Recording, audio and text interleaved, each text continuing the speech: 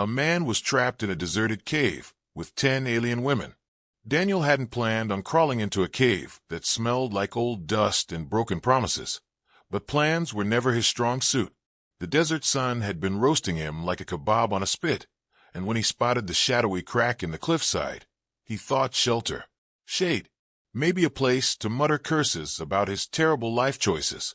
What he got instead was a cave floor that gave way like a bad rug, and a rock slide that shut him in with all the subtlety of a slammed door. At first, there was only darkness, the kind of thick black that made you wonder if you'd gone blind. Then he saw it, tiny sparks of light, like a constellation had been misplaced underground. They weren't stars. They blinked, and then they moved. Daniel froze, wishing he could unfreeze, because suddenly 10 pairs of glowing eyes were staring right at him. They hovered in the dark, too high off the ground to belong to rats, too steady to be fireflies. His first thought was, great, glowing-eyed cave monsters. His second was, at least I'll be eaten before I starve. His third was that the cave smelled faintly like mushrooms and soap, which was an oddly comforting thing to notice before being devoured. The eyes crept closer. Shapes emerged, silhouettes that were unmistakably human, or almost. The dim glow revealed skin that seemed dusted with faint silver light, hair that shimmered when it caught the glow, and ears, longer than any elf from the fantasy novels Daniel's roommate used to obsess over. One of them tilted her head, ears twitching like radar dishes, and spoke in a voice that cracked with both caution and amazement. "You're the first man we've ever seen." Daniel blinked. "That's flattering, I think, although it does make me wonder what happened to the second." The women exchanged looks, whispers rippling through them like wind over grass. Then, suddenly, they were all around him. 10 alien women with curiosity sharp enough to slice through his nerves. One poked his shoulder like he might deflate. Another tugged his shirt sleeve, marveling at the rough texture. A third ran a finger along his jaw, studying the stubble with a seriousness that made Daniel regret not shaving that morning. "Is that fur?" one of them asked wide-eyed. "It's a beard," Daniel said, trying to sound dignified while his personal space was being torn to shreds. "Humans grow it. Mostly men. It's fashionable. Or lazy. Usually lazy." Another leaned in so close he could smell the faint scent of something like lavender. "Do all men look like you?" Daniel considered this. "No. Some are taller. Some are stronger. Some are better looking. But none are luckier, because none of them are currently being interrogated by 10 glowing women in a cave." The remark earned a few giggles. One of them clapped her hands together, delighted. Another squinted, as if trying to figure out if he was dangerous or just pathetic. He wasn't sure himself. Daniel's stomach growled, interrupting the inspection. The sound echoed in the cavern, embarrassingly loud. The women tilted their heads in unison, ears flicking. He tried to laugh it off. "That was, my internal warning system. It's telling me that if I don't eat soon, I'll probably become a skeleton. And trust me, you don't want to hang out with a skeleton. Terrible conversationalists." One of them reached into a basket woven from some kind of crystalline fiber and pulled out a chunk of something glowing faintly green. She offered it to him. Daniel took it gingerly, sniffed it, and immediately regretted the decision. It smelled like wet socks left inside a locker room during summer. "What is it?" he asked, pinching his nose. "Fungus," she said, as though that explained everything. "Right, alien glowing fungus. Of course, because when you're trapped in a cave with glowing women, dinner has to look like radioactive broccoli." He bit into it anyway. The taste was worse than the smell. His face contorted involuntarily, and he spat it out so violently it ricocheted off the cave wall with a wet splat. The women burst into laughter, their glowing eyes flickering brighter as if humor made them shine. One doubled over, clutching her sides. Another gasped, "You look like you swallowed fire." Daniel wiped his tongue on his sleeve. Fire would have been better. Fire has flavor. That thing tasted like betrayal. They laughed harder. He realized the fear that had clenched his gut since the rock's fell had eased, replaced by something stranger, companionship. Odd, absurd companionship, but companionship nonetheless. When the laughter died down, one of them, taller than the rest with ears that swept dramatically back, leaned closer. If you are truly a man, then perhaps you are also our way out. Daniel raised his eyebrows. Lady, I couldn't even find my way out of the desert. I tripped into this cave like a drunken tourist. If I'm your plan A, I really hope you've got a plan B, C, and maybe D through Z. She didn't smile. The others didn't either. Their glow dimmed a little, as though the weight of centuries pressed down on them. Daniel swallowed the smart remark that rose in his throat. Maybe this wasn't just about curiosity and fungus. Maybe they were as trapped as he was. He glanced around at their faces, ears, glowing eyes, their strange mix of wonder and sorrow. He took a deep breath, squared his shoulders, and forced a grin. Well, I guess it's a good thing I've always been great at digging myself out of holes. Usually metaphorical ones. But hey, first time for everything. Their glow brightened again, flickering like a dozen hopeful lanterns. For the first time since the cave collapsed, Daniel wasn't just trying to survive. He was part of something far stranger, and maybe far more important.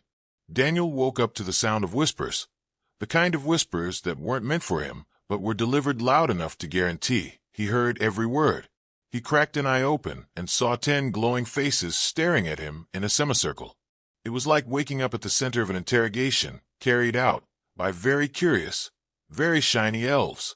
He sleeps loud, one of them said. That's called snoring. Daniel muttered, rubbing his face. And for the record, it's an advanced human defense mechanism. It scares away predators. You're welcome. A ripple of giggles spread through the group. One of them crouched closer, tilting her head, so that her long ear brushed his arm. Do all men snore? Only the majestic ones, Daniel said, stretching. The rest hum lullabies in their sleep. They didn't seem convinced, but they were entertained, which was good enough. Daniel pushed himself upright, his joints popping like fireworks. All right, ladies. As much as I enjoy being your science experiment, I've got a big question. What's the deal with this place? Why are 10 glowing women living in a cave like it's the hottest new vacation spot? The tallest one, who seemed to have defaulted into leadership, whether she wanted it or not, gestured toward the cavern wall. Embedded in the stone were strange metallic veins, humming faintly, pulsing with dim blue light. Our vessel, she said. It brought us here. It broke. The cave grew around it, and now it is part of the stone. Daniel walked closer, running his hand along the metallic surface. It was warm, thrumming like a giant sleeping heart. That's not rock, he said softly. That's tech. The women exchanged glances, and another one nodded. Yes, our life depends on it. It gives us air, water, food. Daniel looked back at them. Glowing fungus counts as food. A short one with a mischievous grin answered. It keeps us alive. Tastes like misery, but alive. Daniel groaned. Fantastic.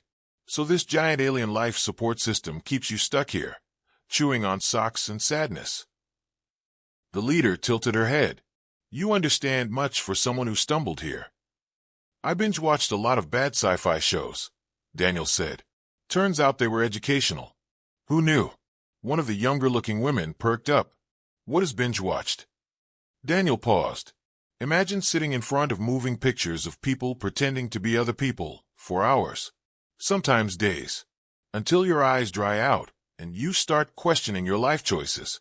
That's binge-watching. The women looked horrified, then delighted, then confused, all at once. He couldn't help but laugh. He turned back to the wall, pressing his ear against the metal. The hum vibrated through his skull. This thing's alive in a way. Not literally, but it's running on something. How long has it been doing this? Generations, the leader replied. Our mothers were born here. Their mothers, too. Daniel whistled low. So you've been in here for centuries? Trapped. A heavy silence followed. Their glow dimmed. The humor that had buoyed them drained like water from a cracked jar. Daniel tapped the wall, forcing cheer back into his voice. Well, look on the bright side. At least you've been spared taxes, traffic, and advertisements for toothpaste. Trust me, you're not missing much. That earned a few soft laughs. The glow brightened again. He backed away, rubbing his chin. All right, so the big question, why stay? Why not find a way out? The mischievous one piped up again. Stories say the surface burns. That outside, nothing lives. Only dust and endless fire. Daniel looked around. Ladies, I literally fell in from the outside. And as you can see, still very much alive. Slightly bruised, slightly hungry, but not roasted. They stared at him, ears twitching, as though processing this was more unbelievable than his beard. One of them whispered, "So the surface is not death?" "Nope," Daniel said, "though the sun does try to murder you during the day. But that's what hats are for." A murmur of excitement rippled through them. They clustered together, whispering rapidly in their language. Daniel only caught fragments: fear, hope, disbelief. Finally, the leader turned back to him. "If what you say is true, then perhaps you can show us. Perhaps you are the key." Daniel raised his hands. "Whoa, slow down. I'm not a hero, okay? I'm just a guy who once got lost in a supermarket for 2 hours. You might want to set your expectations a little lower." But their eyes gleamed, glowing brighter, filled with a hunger that had nothing to do with fungus. "Hope," Daniel sighed, rubbing his temples. "All right, fine, I'll try. But first, I need a real meal. If I eat one more glowing mushroom, I'll start glowing too. And trust me, it won't look nearly as charming." The mischievous one grinned, pulling out another chunk of glowing fungus and holding it out like a prize. "You'll eat it anyway." Daniel stared at her deadpan. This is how you break a man's spirit. Not torture, not despair, just fungus. Endless, glowing, slightly slimy fungus. They laughed, the cavern shimmering with their glow, and in that laughter Daniel felt the weight of their centuries loosen, just a little. He leaned against the humming wall, thinking. He was trapped. They were trapped. But maybe, just maybe, the broken machine in the stone wasn't a tomb. Maybe it was a key. Daniel was starting to think of the cave as a strange kind of dormitory, only with fewer posters on the walls and significantly more glowing women watching his every move. Every time he tried to wander off alone, at least 3 of them would trail behind him like curious puppies. When he sat, they sat. When he sneezed, they gasped as though he'd just exploded. "It's just a sneeze," he explained for the 3rd time. "My body ejects unwanted particles from my nose at high velocity. Very advanced technology. Totally normal." One of them leaned in. "So, you can weaponize your nose." Daniel smirked.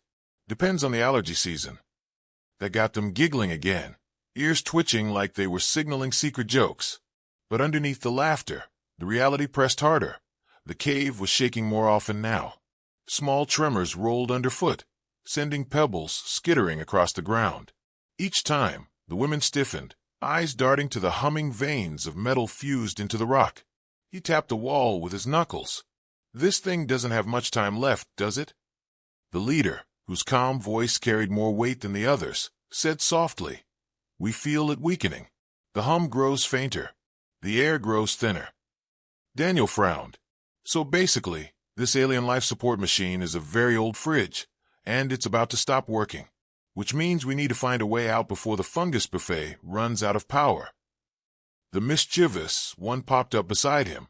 "Or we could fix it." "Sure," Daniel said. "Do you have a giant interstellar repairman's manual lying around? Or maybe some duct tape the size of a truck?" Her ears twitched, and she smiled.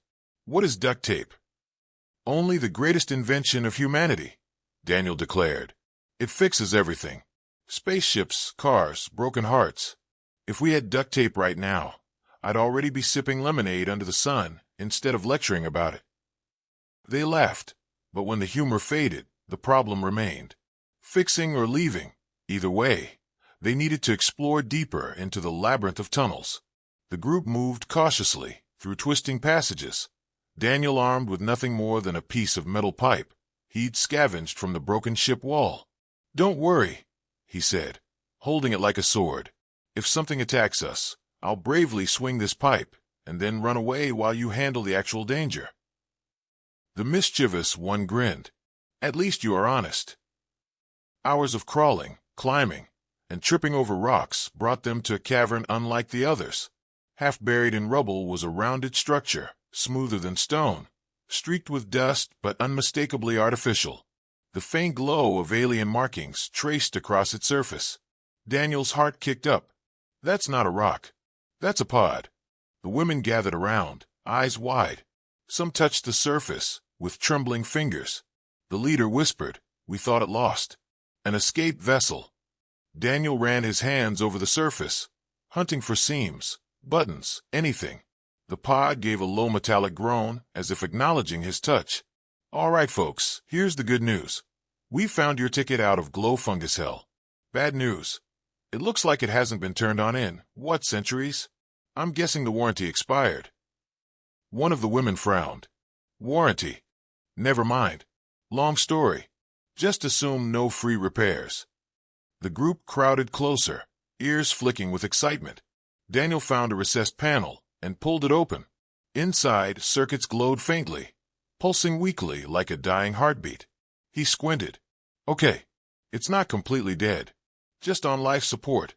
We might be able to jumpstart it." The mischievous one beamed. "Like your binge watch? Jumpstart with stories." Daniel chuckled. "Not quite. We need power. Lots of it. Something strong enough to kick this thing awake." The leader looked thoughtful. "The great machine in the walls still has energy." Daniel turned, eyes wide. "You mean that humming monster that's keeping us alive? You want me to unplug it like a toaster and jam the parts into this pod?" "Yes," she said simply. Daniel rubbed his face. "Oh sure, no problem. Just casually dismantle alien technology older than my entire species, and hope I don't blow us all into sparkly dust. Easy." The women waited, glowing with a mix of hope and nerves. Daniel sighed. "All right, fine. But when this goes wrong, and we all explode, I want it on record that this was your idea." The mischievous one leaned close, whispering with a grin, "If we explode, there will be no record." Daniel blinked at her. "Wow, that's dark. And technically accurate. You're terrifying, you know that." She just laughed. They spent hours scavenging. Daniel pried circuits, wires, and humming cores out of the embedded machine, while the women carried them carefully to the pod. It was exhausting work, and every time the cave trembled, dust rained down on their heads, reminding them that time was running out. Finally, crouched in front of the pod's exposed circuits, Daniel jammed two mismatched components together. Sparks flew, zapping his fingers. He yelped, dropping the piece. "Ow! Okay, good news, it's alive. Bad news, so am I barely." The pod gave a low rumble, lights flickering faintly across its surface. The women gasped, their glow flaring bright with excitement. Daniel grinned, nursing his burned fingers. "Ladies, I think we just gave this thing a heartbeat." The leader's voice was steady but laced with hope. "Then we can leave." Daniel leaned against the pod, exhaling. "Maybe. But don't pack your bags just yet. This baby needs a lot more juice before it takes us anywhere. And I'm not sure where anywhere even is." The mischievous one nudged him with her elbow. "Better than here." Daniel glanced around at their faces, glowing, eager, scared. He swallowed hard. "Yeah, better than here." Daniel sat cross-legged in front of the pod, staring at the wires he'd cobbled together like a child staring at a complicated math problem. The pod hummed faintly, blinking with weak lights, as if it were mocking him for not being an interstellar electrician. "All right," he muttered. "Step 1. Don't electrocute myself again. Step 2. Actually make this thing fly. Step 3. Survive long enough to brag about it." 10 glowing women hovered around him, watching with the kind of focus that made his palms sweat. It was hard enough pretending to know what he was doing, without an audience glowing brighter every time he touched a wire. "Why are you staring?" he asked. "You're making me feel like I'm about to perform surgery with a spork." The mischievous one grinned. "We do not know what a spork is, but if it is dangerous, then this is exciting." Daniel sighed. "Great. My humiliation is your entertainment." The leader crouched beside him. "Can you wake it fully?" "Can I?" Daniel repeated. "No. Should I?" "Definitely not." "Will I try anyway?" "Apparently yes, because peer pressure exists even underground." He tugged on a cable he'd salvaged from the wall machine. Sparks fizzed, the pod shuddered, and a low rumble filled the cavern. The women gasped, their glow flickering wildly. Daniel yelped, dropping the cable. Okay, note to self. Alien wires do not come with safety warnings. The pod's lights flickered again, brighter this time, before dimming back to their sickly pulse. It wasn't enough. Daniel leaned back, rubbing his singed fingers. It needs more power. Something bigger than these scraps. The women exchanged nervous glances. Finally, the youngest whispered, "There's a core. Deep inside the old vessel. We never dared approach it." Daniel arched a brow. "And why didn't you?" "Let me guess. It's dangerous, glowing, and probably has a personality." The youngest hesitated. "It sings." Daniel blinked. "It sings." They nodded in unison. He groaned. "Perfect. A singing alien battery. Just what I needed. Let's go say hi before this cave drops on our heads." The trek toward the core chamber was worse than any gym workout Daniel had ever attempted. Crawling through tight tunnels, climbing over jagged boulders, ducking low-hanging rocks. It was like a boot camp designed by someone who hated knees. The women moved with eerie grace, long ears twitching at every sound, while Daniel wheezed like an asthmatic donkey. At one point, he tripped and slammed into the ground, groaning. The mischievous one helped him up, smirking. "You fall often." "I'm testing the floor's durability," Daniel grunted. "So far it's passed all my tests." When they finally reached the chamber, the air changed. A deep vibration thrummed in the walls, low and constant, like the world itself humming a lullaby. In the center stood the core, a crystalline sphere pulsing with shifting light, embedded in alien machinery that had long fused with the stone. The hum grew louder as they approached, almost melodic, a rhythm that seeped into Daniel's bones. He stared wide-eyed. "Okay, you weren't kidding. It actually sings. I feel like I should be clapping along." The leader's face was solemn. "This is what powers our prison. If you take it, everything here dies. The air, the water, the fungus." Daniel hesitated. "Wait, so I either pull the plug and risk starving us before we can escape, or I leave it and watch the cave crush us when this thing finally quits singing? Those are terrible options." The mischievous one nudged him. "You always say humans invent better options. Invent one now." Daniel pinched the bridge of his nose. "No pressure. Just invent a miracle. Sure, why not?" After pacing in circles and muttering to himself, he crouched by the core's base. The machinery was ancient, layered with wires and crystalline conduits that hummed in harmony. He tapped a panel with his knuckle. "Maybe we don't have to take it. Maybe we just borrow a verse from its song." The women exchanged puzzled looks. The leader asked, "A verse?" Daniel grinned. "If it's music, we don't need the whole concert. Just a recording. Or in this case, a power siphon.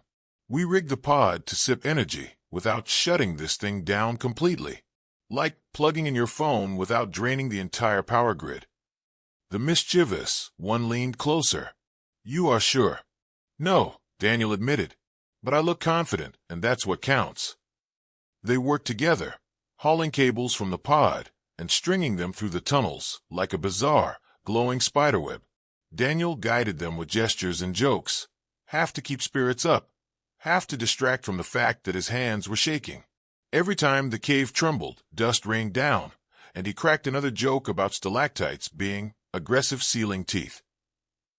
Finally, with a deep breath, he jammed the last cable into a crystalline conduit. The core flared brighter, humming louder. The pod in the other cavern roared to life, lights blazing across its hull. The women gasped, their glow flaring with it. For the first time, the pod looked alive. Daniel collapsed onto the ground, panting. "Ladies, we just gave your escape ship the world's longest extension cord."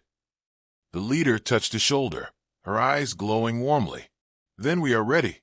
Daniel looked up at her, exhaustion etched across his face, but he managed a crooked smile. "Ready to escape? Or ready to blow ourselves up in a blaze of glowing glory?" The mischievous one grinned. "Either way, better than fungus." Daniel laughed, and the sound echoed against the singing walls, defiant against the crumbling stone. For the first time, leaving didn't feel impossible. It felt inevitable. The pod hummed louder than ever, its lights chasing away the shadows of the cavern. The cables Daniel had strung across the tunnels pulsed with borrowed energy, glowing faintly as if the whole cave had become one giant heartbeat. The women stood clustered together, their long ears twitching with anticipation, eyes fixed on the vessel that might carry them to freedom. Daniel slapped the side of the pod, wincing as it buzzed beneath his hand. Well, it's alive, or at least awake. Now the real question, does it fly, or does it explode? Because if it explodes, I'd like to stand somewhere less explodey. The mischievous one crossed her arms. You worry too much. Daniel raised an eyebrow. That's called survival instinct. You should try it sometime. The leader stepped forward, calm even with the cave trembling overhead. This is our chance. If we remain, the stone will bury us. If we leave, at least the stars will decide our fate. Daniel nodded, running his hand through his hair. All right, stars it is. Everybody in before the ceiling decides to introduce itself to the floor. Getting 10 alien women into the pod was like herding cats. If cats glowed, whispered nervously, and asked endless questions about seatbelts. Daniel guided them one by one, cracking jokes to keep panic from settling in. Yes, that's a chair. Yes, you sit in it. No, it doesn't bite. At least I don't think it does. When they were finally settled, Daniel slid into the pilot's seat. The console flickered, symbols scrolling across the screen in a language he didn't understand. He tapped a button experimentally, and the pod shivered like it was offended. Okay, he muttered. I don't read alien, but I do know buttons. Buttons are universal. He pressed another. The pod growled. Lights flickered. The mischievous one leaned forward. Do you know what you are doing? Daniel smirked without looking back. Nope, but I look very confident, don't I? The pod roared suddenly, engines kicking to life, the sound reverberating through the cavern.